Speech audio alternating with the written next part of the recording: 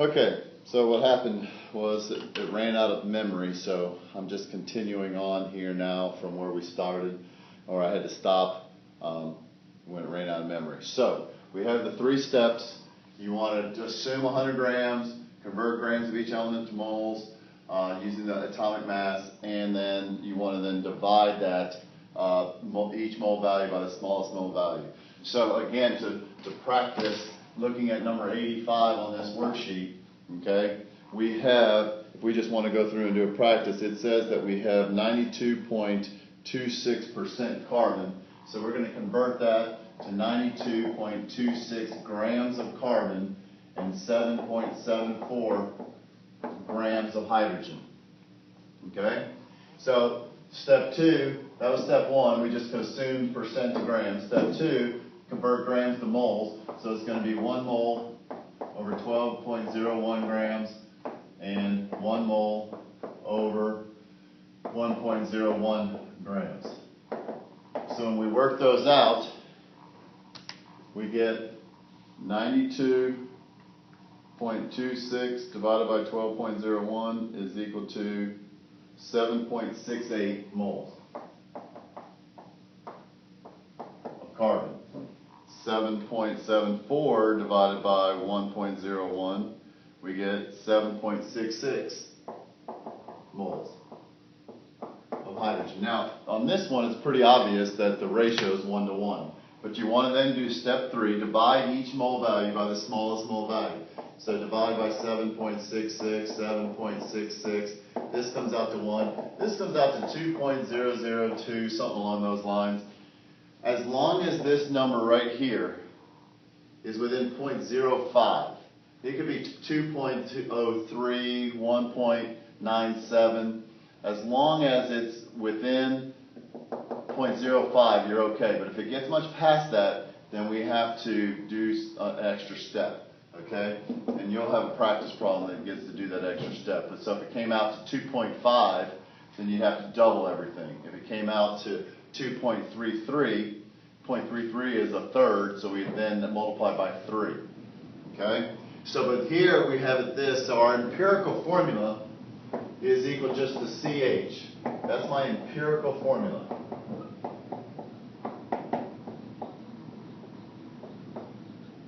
Well, the problem then gives us, says, well, what's the molecular formula?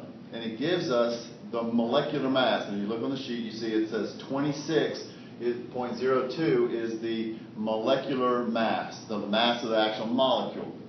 Well, the molecule has to be some ratio of this. So this is the simplest ratio, but it's got to be some multiple of this. So it's either going to be C2H2, C3H3, C6H6, some multiple of this. So we can use the given molecular mass, and the mass of this is what I'm going to call the empirical formula mass. So we're going to calculate the empirical formula mass.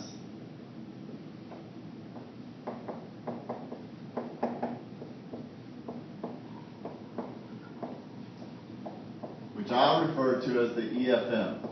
And for this one, it's simply going to be 1 times 12.01 plus 1 times 1.01. So it's going to equal 13.02 grams per mole. 13.2 grams per mole. So I then can take the 26.02, this is my given molecular mass, divided by 13.02, and that comes out to close enough to 2. So then we just say then that my molecular formula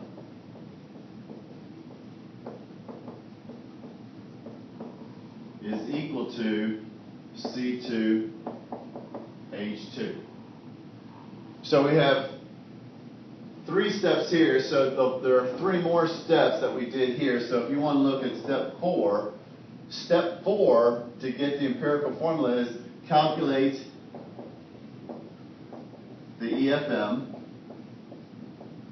and then 5, divide the given, that's the key word here is given, molecular mass by the EFM, to get a small whole number. Okay? You get a small whole number. Then, lastly, number 6, you want to multiply the empirical formula by the small whole number.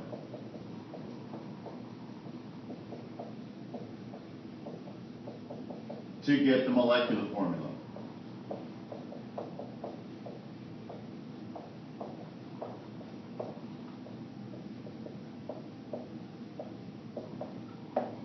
Okay? So,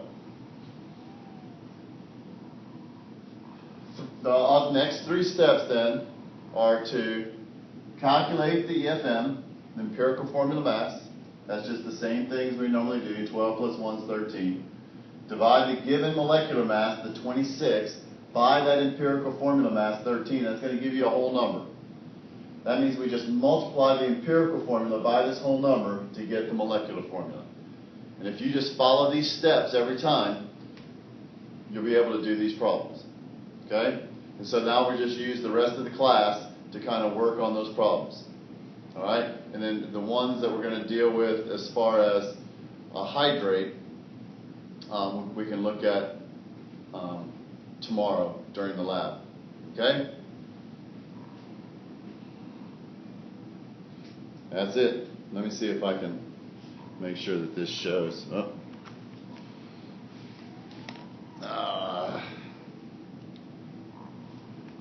Stay there.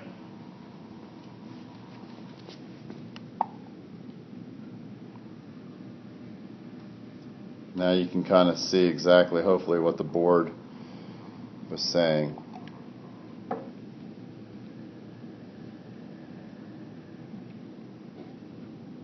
There you go.